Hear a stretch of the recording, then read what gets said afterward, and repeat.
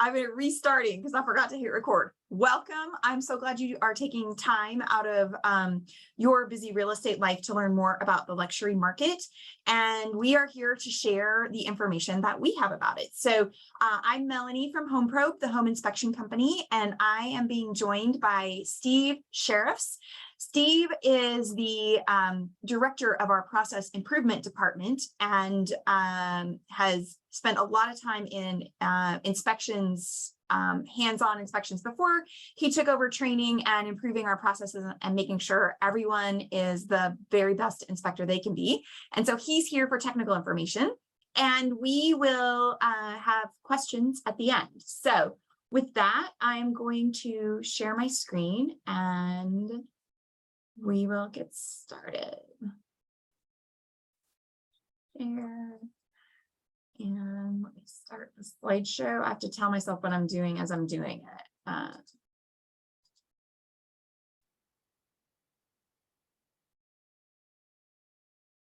Here we go. Whoa.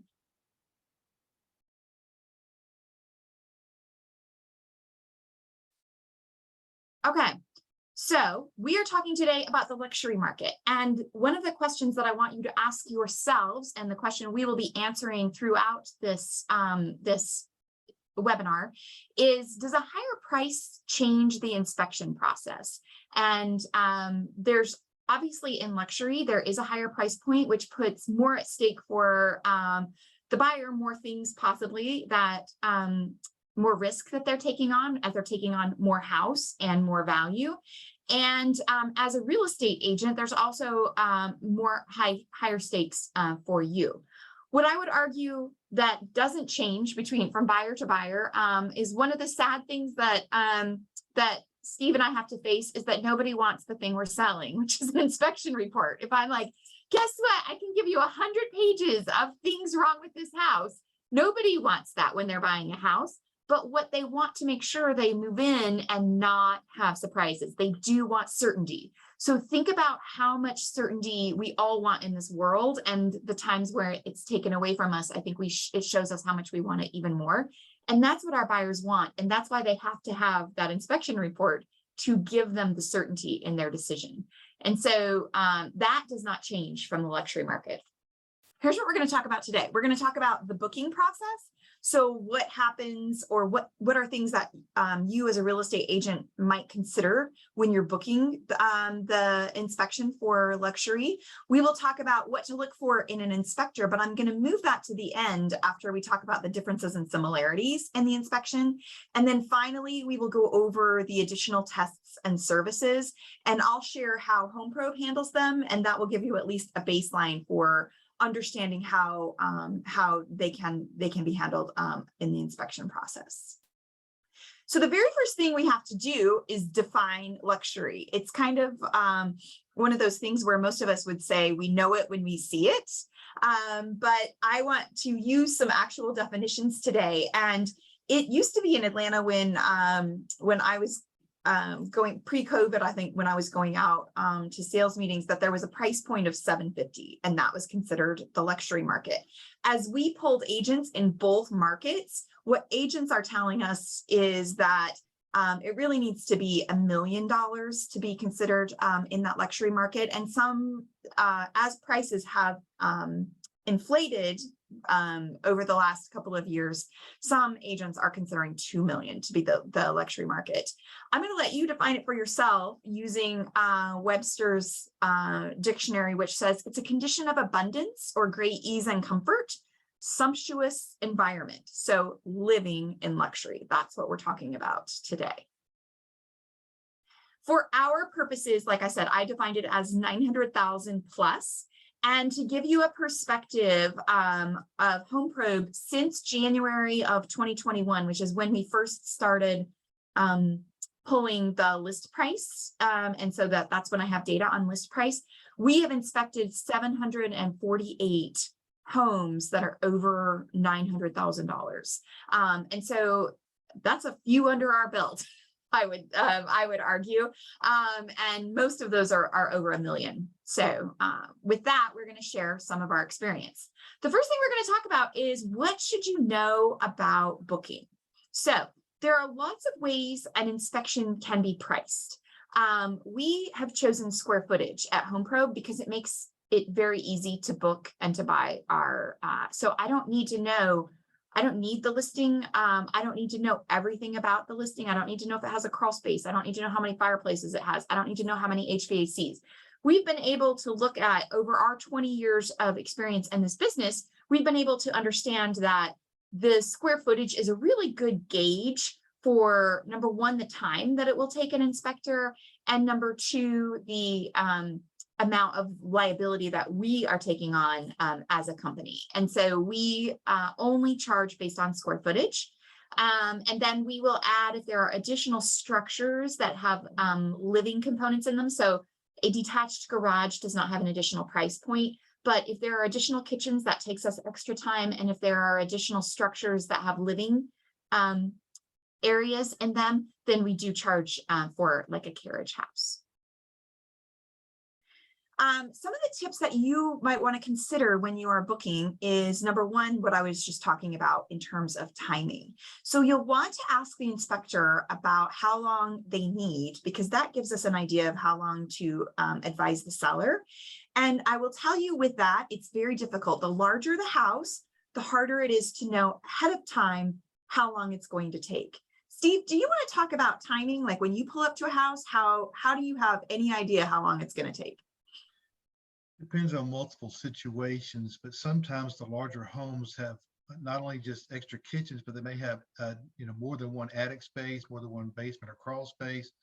And so sometimes you look at the square footage and you assume certain things. When you're actually on site walking through the house, you find out, hey, this house has 3 different attic spaces and they require the same amount of time. It's not the same as doing one. So sometimes it's hard to determine till we're actually on site walking through the home, determining what's actually there. So what we like to do as a company is give the inspector oodles of time. For our purposes today, these inspections, we book at least 3/4 of a day for single family homes that are in the luxury market, and condos we book at least a half a day for condos in the luxury market. And then the inspector knows that they just take as much time as it takes. Most of them we book the whole day. If it's more than 10,000 square feet, we will book 2 inspectors to be able to handle that, because we want to keep our inspectors fresh and to keep their eyes fresh. So that's what to think about in terms of timing. What we often suggest to our clients that want to be there at the end, that don't want to be there all day with the inspector, that's number one we suggest. It's Steve is a really cool guy, but watching him inspect a house is kind of boring. So what you want to do is be there for the end. And so we will suggest, we will give a rough time estimate, like within a range of a couple of hours. And then we will tell them that once the inspector gets there and gets kind of the lay of the land, and the condition of the house can also change how long it takes. It's a lot faster to inspect something than it is to document it. Then they can call the client and talk about in terms of timing for a wrap up, so that that your client isn't sitting around waiting on the inspector for hours and hours and hours. The second consideration in terms of timing is because these take up more time, we like to start them in the morning so that we can give our inspector a good amount of time. Although we are willing to work with sellers who need us to start a little bit later, we'll just make sure that we've given the inspector plenty of time with the start time. The third consideration is that because these take up more time on the schedule, you'll want to book them earlier. And so one of the things that we do at HomePro is we allow you to, as a real estate agent, to reserve a time spot as you are negotiating the contract. And so that gives you a little bit more selection in terms of the preferred timing.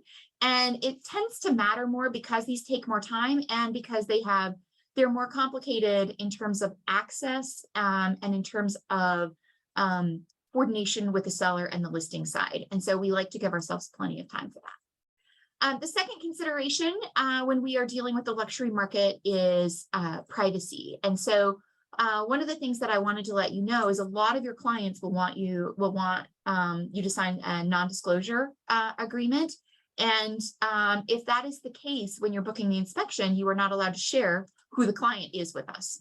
And we are completely understanding of that. And we can put your name as the client's name, and you can sign the agreement, and the client can then pay us. And so In those situations, we will not identify the name of a client. It's really important to know that we do not share or sell data, but we use software and we don't have control of what that software does. And that's any inspection company that's using software that is not their own software will be in those situations. So it's really important that if you don't want the client associated ever with that home, that you that the company that you're working with is willing to honor that from the beginning. And so we will honor those privacy considerations. Our inspectors also, we never use identifying features of a house at the time of an inspection that would, in terms of our marketing and our social media, that would identify a client or an address. And so we're very protective of that in terms of privacy.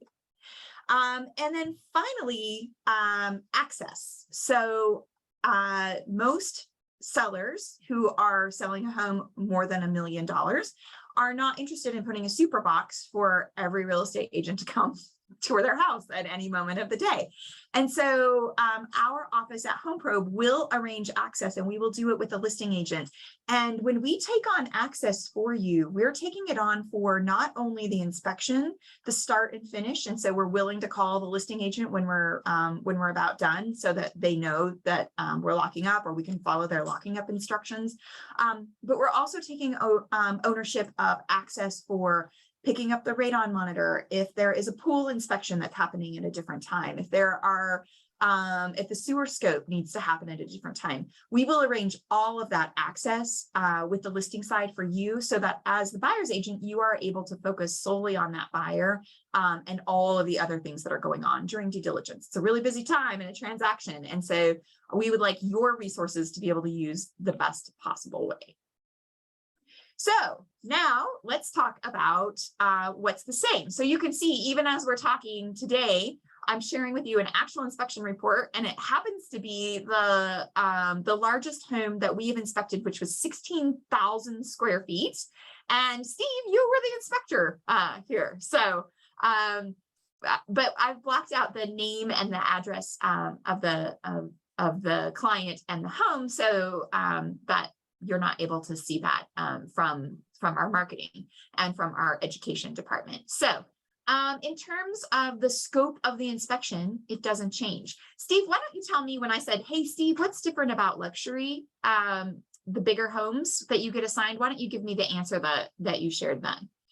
There's two major differences. One is just, it's more of the same. Instead of having 2 bathrooms and 3 bedrooms, they may have 8 bathrooms and 12 bedrooms or something. So it's just more of the same, 2 or 3 kitchens. So those are just similar items, but they all have to be inspected equally and carefully. The other thing is, some of these homes have upgraded materials. For instance, instead of a 3-tab shingle or an architectural shingle, they may have a slate shingle or some other kind of architectural style that we don't often see. And so we tend to send out experienced inspectors who are used to seeing these other items, so that we can carefully inspect them. And a lot of these homes have upgraded appliances and things as well. So they're more the same, and yet sometimes very different. Very good. So our scope won't change. So we're not going to do cosmetic. You don't want Steve or any of the inspectors to be your cosmetic judge. So we don't put in cosmetics. And you have to think about, with these homes, they're larger, so the reports are going to naturally be larger because we're describing a lot of things in the home. So if there are more electrical panels, there's more pictures of the electrical panels, and that takes up more room, and it takes up more space in the reports. And so we don't put cosmetics in specifically because number one, you don't want an inspector to be the judge of cosmetics. There's no standard. And number two, it detracts from the things that would affect a buying decision in terms of the technical terms, and it takes away from the thing that the inspector can do. Steve, I will have you discuss, we'll discuss generators when we get to electricity. The second thing that doesn't change is the timing of the reports. So when I say we give the inspector plenty of time, we want our inspectors to get home for dinner so that they are fresh to inspect the next day. So we want our inspector to have a great life and not have to spend a million hours on their work. And so when we give the inspector enough time, that time reference also includes the timing of the report. So our reports go out at 10 p.m. The inspectors, we like to give them enough time that they can be finished. They usually finish up around dinner time, but they like some time to just sit with it and make sure there's nothing that they think of later. And so the reports go out at 10 p.m. So even with a larger home, we will do same day reporting of that. And then the third thing that doesn't change is the guarantee of our work. So even though we're inspecting more things, we are guaranteeing our work the very same.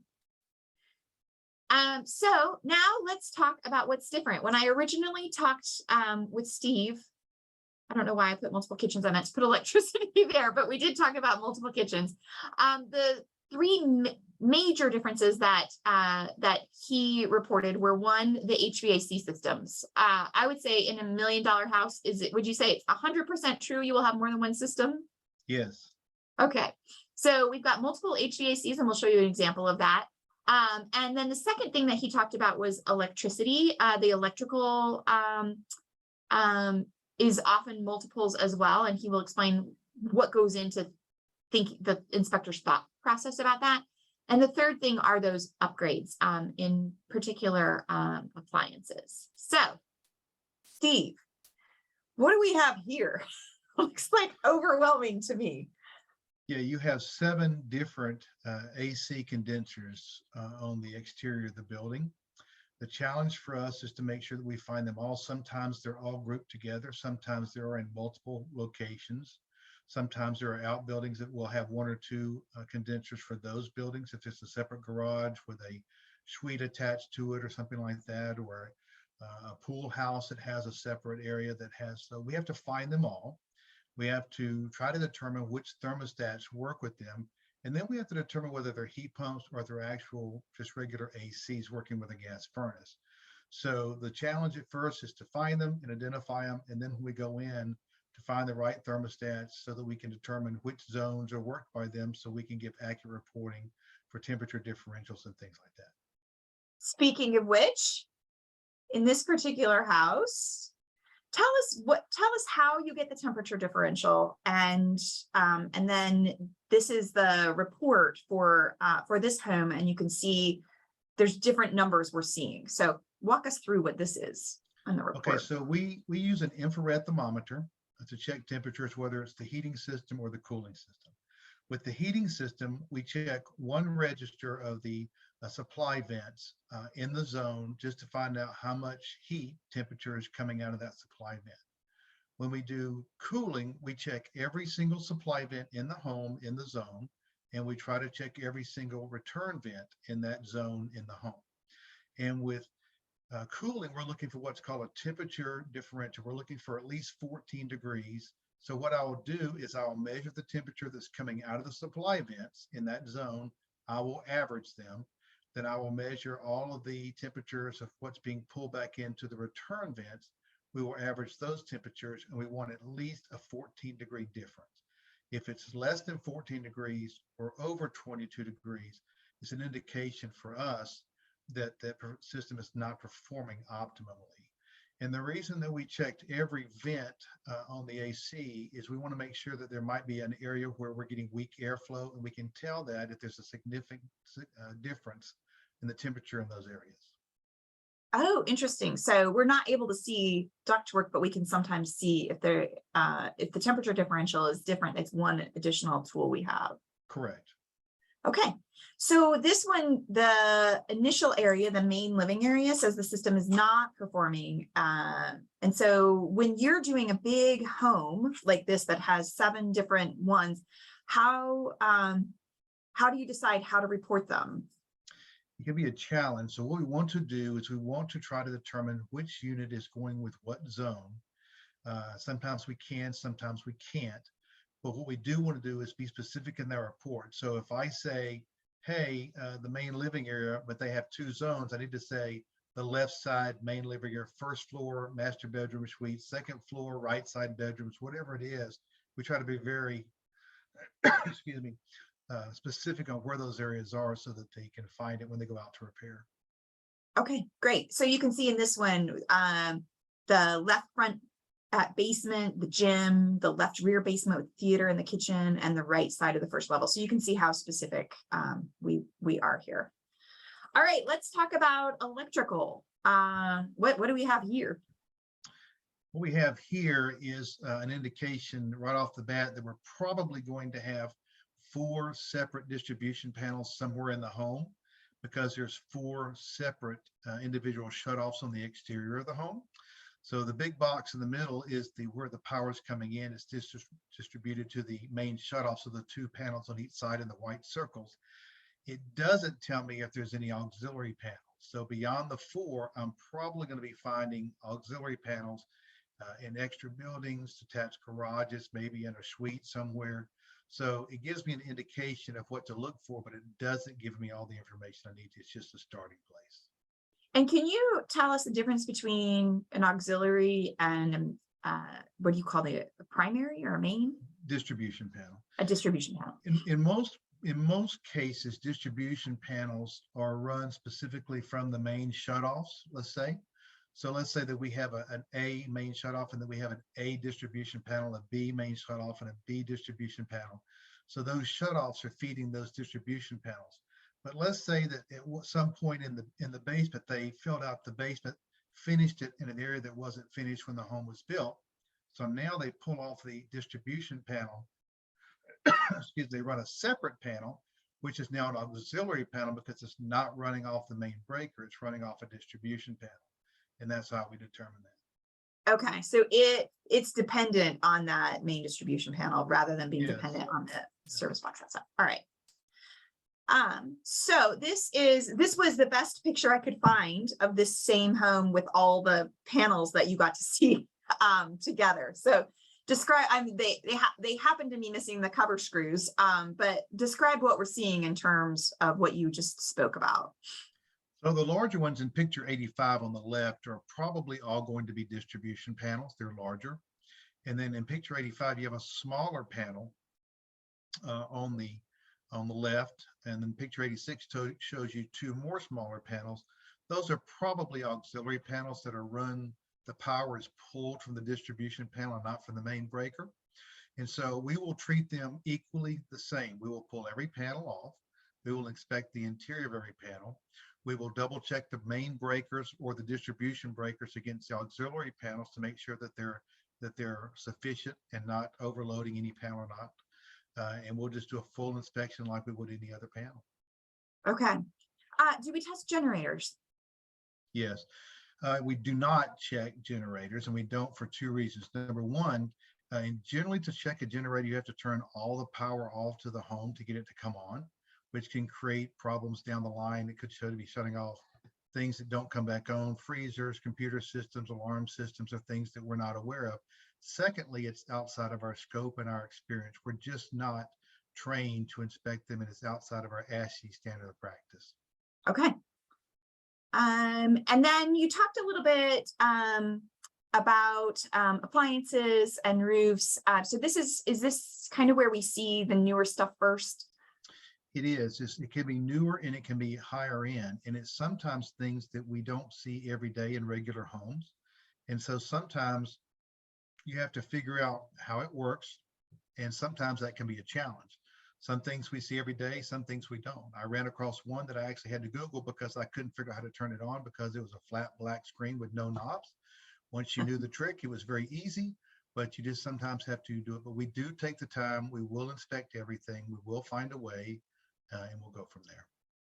And one of the other great things that that happens is because all of our inspectors are full-time employees of the company, everybody inspects the same standards, and everybody's reports are reviewed the same. And then one of the things that Steve does in terms of process improvement is we have a Slack channel where if an inspector sees something that they haven't seen before, they can ask the other inspectors in case somebody has seen it before, or they can share with the other inspectors something new that they're seeing. And then Steve also does a weekly update on he takes a little piece of our inspection process and does an update. And so like induction, I don't know what you call this, an induction cooktop?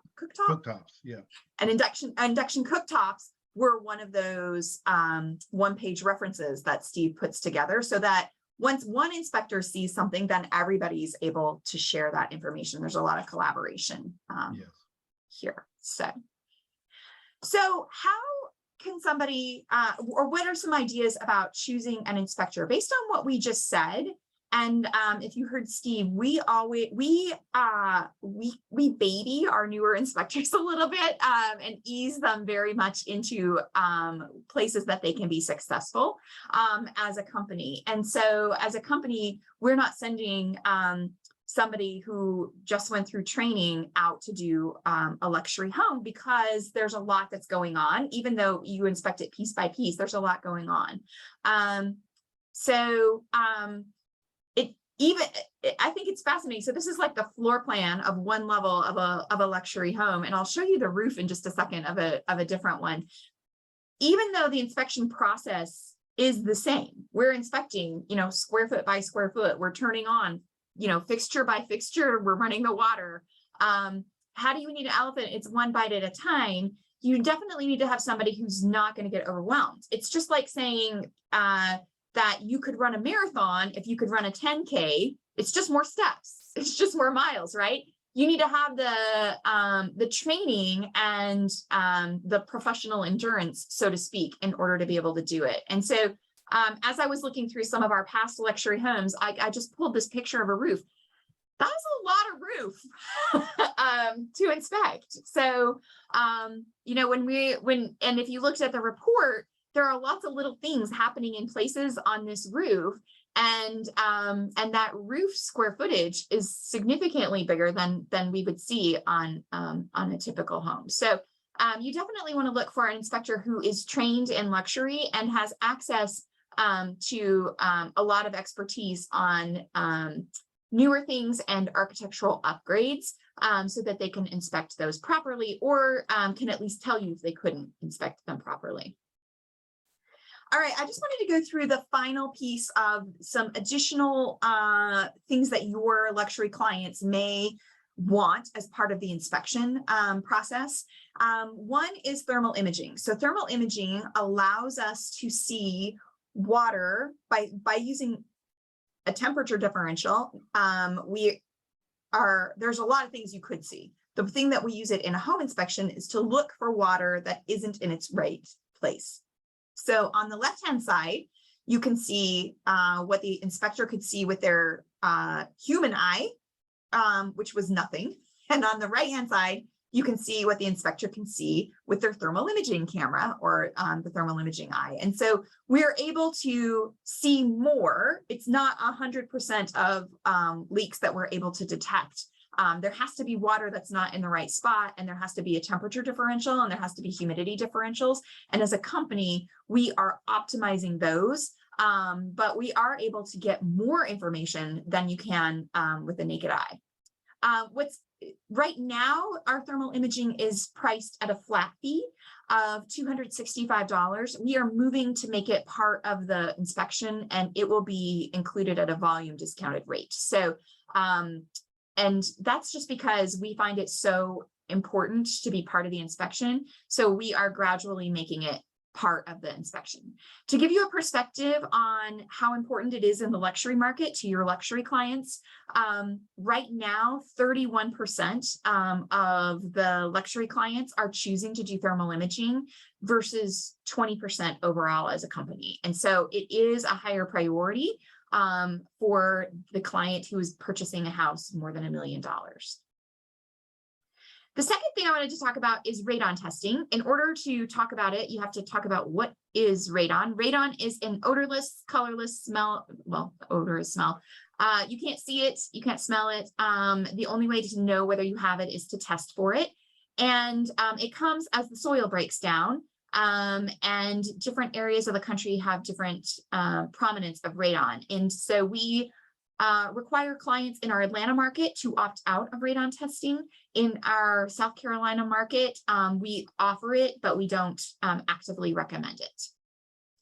Here's why we recommend it. In Atlanta, the EPA says that you should get radon testing done. And in Atlanta, the rates tend to run higher. If you have an actionable level, so radon, what happens is we put a monitor in, it takes 48 hours worth of information and takes an average of the radon levels. The EPA says if your level is 4.0 or higher, you should get it mitigated. And the reason is that your chance of getting lung cancer is the same as if you smoked 8 cigarettes a day, but you have none of the fun. So that's why the EPA recommends fixing your home. And that's why the EPA recommends radon testing. And so it's interesting, 71% of our clients are choosing to do radon tests. And I think because it's a health and safety issue, that difference isn't any different between our luxury market and our non-luxury market. Some things that affect the luxury market in terms of radon testing: if there is a carriage home, we do 2 tests, one in the main home and one in the carriage home, and we will issue 2 results, one for each area, because you would treat the structures differently. If one has a high radon, then that structure needs radon mitigation. And if the other one doesn't, so we give you the 2 results. We only charge 1 fee because we're just leaving a second monitor. It's not an addition, a significant addition of time on our part or expertise on our part. The second thing that affects the luxury market is most of those homes are more than 2,000 square feet. And radon testing is a monitor can measure effectively about 2,000 square feet. So, and we test the lowest habitable level because radon tends to be a heavier gas. And so levels above are assumed to be okay if the bottom level is okay. So let's say we have a 3,500 square foot basement. Our inspector will set 2 monitors. We will have 2 tests, but we will only give you the result of the highest one, because if you have an issue, you just need to fix the whole house. And again, we only charge 1 fee for that. The second complication that affects luxury homes and sometimes non-luxury homes is that all of the lowest habitable space needs to be tested. So if I have a home that has 2,000 square feet of basement, but on the main level, there's 3,000 square feet, then I need 1 monitor in the basement, and then I need another monitor on the main level where it's not, where it doesn't sit on top of the basement, because where it's on a slab. And so we would again do 2 tests in that instance and issue 1 result. And so it's really important when you're doing something like a radon test to know about the factors that a luxury home might do to change the results. So the whole point is, if we're trying to protect health and safety, if we don't get accurate results, we can't do that. Again, we will have 1 result because your whole home needs to be mitigated if you have a radon problem with those 2 tests. And we do 1 flat fee of $224 for that. Sewer scope is something that we have added to our markets at request of buyers and buyers agents. We recommend sewer scoping. What we're doing is we're putting a camera in the sewer lines to be able to see if there are obstructions and cracks and other issues happening, because the homeowner is responsible for the plumbing lines once they leave the home until they meet up with the municipality. And it's not something that we can see in an inspection without extra equipment. So that's a sewer scope. So we recommend it in homes that are over 20 years old. If there are trees between the home and the street. I was listening to NPR a couple of weekends ago, and they said that trees, they're still trying to figure out how they know how to send their roots towards the plumbing lines, but they send their roots more often to plumbing lines than not in the studies of trees. So I think that's fascinating. Even when the plumbing lines are, there's no water, like they're being covered up with water. So somehow the trees know that the water is going to be available, and that's where they send their roots to grow. If it's a new rehab or new construction, we also recommend sewer scoping. On a new rehab, a lot of times they'll replace the plumbing inside the home, but they won't have replaced the sewer plumbing pipes. And so it's important to know if there's any issues going on there. Also, in the construction process, there's a lot of debris, and there can be people who aren't living in the home that are doing that construction that may not be treating the waste pipes the way you would if you owned them. And so sometimes we find a lot of debris in homes that that are new construction or rehabs. If the home has cast iron, if it's over 20 years old, that's how anyway, those go hand in hand. Cast iron's been around since, I think, the 50s. Is that right, Steve? Even a little before that, into the even a little 40s. before the 50s and 60s, and it's nearing the end of its life expectancy. And so if we find cast iron in the home inspection, we recommend a sewer scope. And there are other inspection conditions. Can you talk about those, Steve? Things we wouldn't know ahead of time, but we might see at the inspection that would make someone want a sewer scope? Yeah, there may be times when you see, wet or soft spots in the ground. You can kind of tell it's between where the main line, exits the house versus heading to the street. Or you may see previous construction where it looks like repairs have been done, or you may find inside the basement wall, the crawl space walls, that there's clearly a difficulty or compression of the pipe or something that might need further investigation. So there are just different things that would say, hey, we need someone to look more at this. And we'll put that in the report Yes. if it's something that's seen at the inspection. So the things that can affect sewer scoping in terms that are different in a luxury market is often you may have more than one sewer scope that needs to be done. You may have more than one line. And so we charge $265 for the first scope, the first line that we scope, and $165 for any additional. So if there's a pool home or a carriage home that has a separate line to the street, your client can opt to choose whether they want that second sewer scope done, and it's an additional $165. And there would be 2 reports. IAQ, which is mold testing. Our company offers mold testing, but it's not recommended. And the reason for that is that this is something we want our clients to have access to, but mold affects different people differently, and it comes from water intrusion, which is part of the inspection process. So if a client says to us that they want to know more about mold, then we can do a mold test for them, but we don't recommend it as part of the home buying experience for everyone. It's not a blanket recommendation, whereas radon testing is a blanket recommendation, and radon testing or sewer scoping, we have different criteria of when we would recommend it. Our IAQ, it's called indoor air quality. That test is $265, which includes, we take a sample of the air from outside, because there is mold in all the air that we're breathing, and it's outside. And then we take 2 interior samples. We can do additional ones for additional fees for your clients. We start in the basement and we go up unless your client wants us to customize it. So if they're like, I'd really like you to choose the primary bathroom and the gym, because I think I have water problems there, or I think that might be where there's mold, or that's where we're going to spend all our time. So we can do it where your client wants us to. And if we don't have instructions from your client, that's how we choose. We can also rush the results of this. The important part about having IAQ testing not done by a mold remediation company is that the report comes across objectively, rather than with a quote for $20,000 that says the house is not habitable, get out immediately. Like, we've seen all kinds of scare tactics that are used when people are trying to sell something. And so that being able to get the testing done by us allows somebody to get an objective statement of the house, and then they can shop quotes separately, and it makes them separate in the minds of the buyer.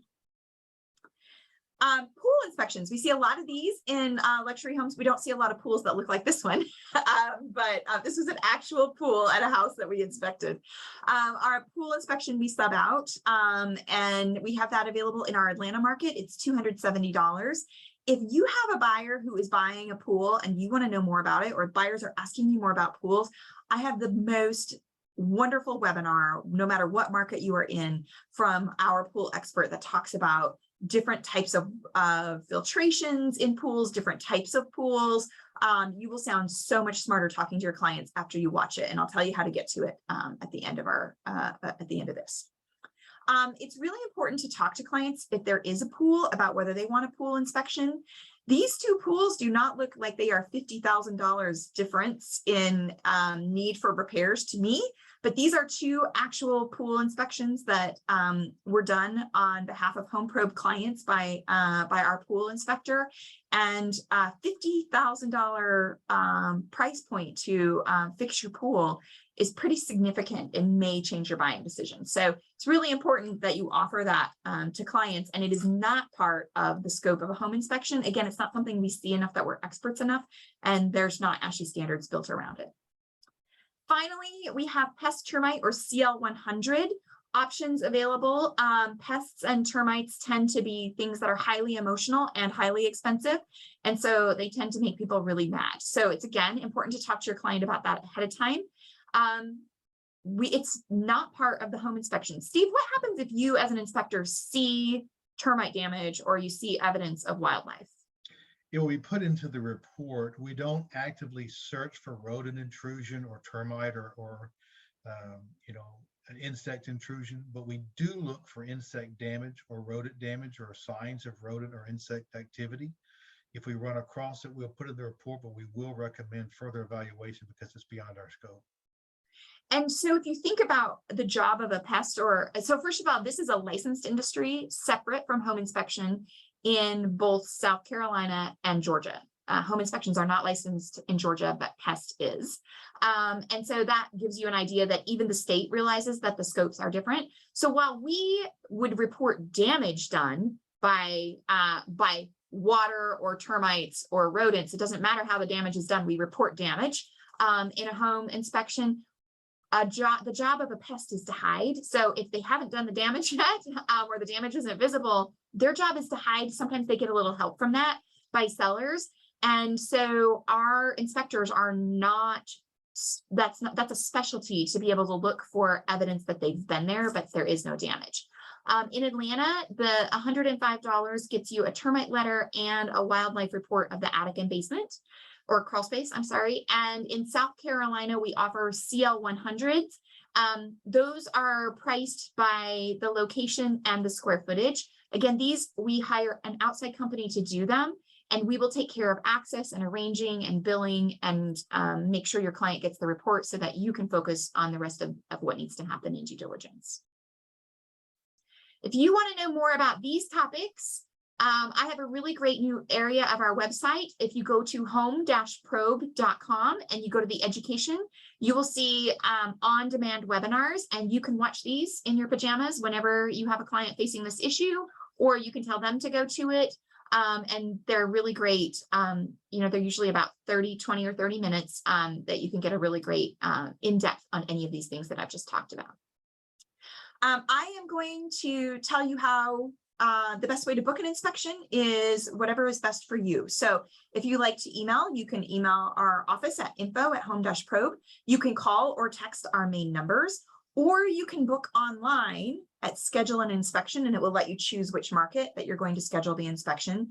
And you can see our availability there. Again, our client services is an internal department. We do not outsource that inside of business hours. And so those people know our inspectors, they know our process, they can speak very consultatively with your clients about and with you about the process. And if you want to hand choose the inspector, they can do that. And if they get a luxury home, they know how to assign it to our inspectors that have a little bit more experience. I'm going to turn it over. If you have any questions for me or Steve, put them in the Q&A. And we will see. We don't have any right now. We must have answered all the things, Steve. You're also welcome to ask questions at that info number or by calling or texting. One of the wonderful things about having Steve as our leader of our process improvement department is that we offer free phone consultation to our clients who worked with us until they sell the house. So there's no limit on how often, people don't like to call and talk to us necessarily that much, but there's no limit on how long they have access to us. So if something happens in the house, they can call and ask for a consultation. And somebody who's, we have a report of the house. A lot of times people get, they call in a vendor who tries to upsell them. And so they're able to talk to us about our opinion about whether they need that service or not based on the inspection and how long it's been since the inspection. But you as real estate agents, we want people to get good information. And so I would rather they get the information from you who's gotten it from an inspector. So if you have questions, you're always welcome to call or text them in, and we will get somebody super smart like Steve on it to answer those questions. So it's not now or never. It's as long as we're here. We have one. Anna wants to know about solar panels, Steve. Okay, solar panels are outside of our scope, so we don't inspect them specifically. However, we do pay attention to how they're attached to the roof, Most of that is only seen from underneath in the attic. We will look for areas if there's water intrusion or damage to shingles or roofing surfaces because of the solar panels or other vulnerable areas. We'll call those out. We don't specifically inspect solar panels. All right. And again, they're outside of where there's been a standard built. We really adhere to the standards by ASHI so that we can tell you ahead of time, yes, your inspector has the expertise to inspect this, and what is the standard for the product. So how do we know it's functioning as intended? If we don't know that, then you get rogue inspectors who start cowboying it, for lack of a better word, and they can scare buyers out of the house based on things that may or may not even be required. Right. Post-inspection warranties. Steve, since you handle those, why don't you talk about that? We call it a guarantee instead of a warranty. So we are guaranteeing our work matches the report, not that the house is going to continue to function. So Steve, talk about that a little bit. Yeah, our 100-day guarantee is not a blanket coverage for anything that happens during those 100 days. But if during the inspection, the inspector says, we see this one seems off and hey, the dishwasher is working fine. We run it, we run a full cycle, we test it, we inspect it, we look at all aspects of what we can see of it. It's working fine on the day of inspection. 2 months later, your client is in the home, they're living there, and suddenly the dishwasher is not working. If they call us, we'll repair or replace based upon what's needed to be done to make that functional again under our 100-day guarantee. Our 100-day guarantee is fairly broad. It does have limitations. It does have some borders and boundaries, but we invite your clients or yourself to give us a call if there's any issues and talk to us about it. That's great. So I'm glad you asked, because it's really important. What we want clients to call us if something is different than in their house than their inspection, because we have that guarantee, and also sometimes we can answer their questions. So we had an instance where a client was being advised to do something that doesn't need to be done, and it was going to cost, I think, $15,000 to an outside fireplace, and they're able to get that expert opinion, or if something has gone wrong from the time of the inspection, we guarantee it, then they're able to get that financial help. So Right. if your client's calling you that something's going wrong in a house, you neither have the expertise nor the financial backing to fix that. So if we were the inspector, we welcome the phone calls to us. Let us take that, and then we can go back to the standards and look and see, is this covered by the guarantee? Is this in the report? And is the advice that your client is being given even the advice that we would recommend? So those are important. All right, everybody, thank you so much for joining us. I am looking forward to you all doing a lot of luxury business. Oh, we had Pauline wants to know about outdoor fireplaces and fire pits. Steve, let's answer that real fast and then we'll close this. In most cases, we do not inspect them because they're out of our scope. We do not inspect fire pits. They're not a part of the house. We will look at exterior fireplaces if they're attached to the home only if we see known defects, like if there's rot around the chimney or the wood connects to the chimney and things like that. But beyond that, it's out of our scope. We will do full inspections with fireplaces inside the home, but not outside the home. Okay, and what you need would be different, right? For Yes. an indoor versus an outdoor fireplace. All right. And they have different requirements. All right. You can tell what's been inspected through the description section. And so when there's a fireplace, even if nothing's wrong with it, it's in the heating section. We describe the fireplace. That's how you know that the fireplace was inspected. So great questions. Thanks again for making real estate amazing. And I wish you all the luxury transactions your heart desires. Take care, everybody.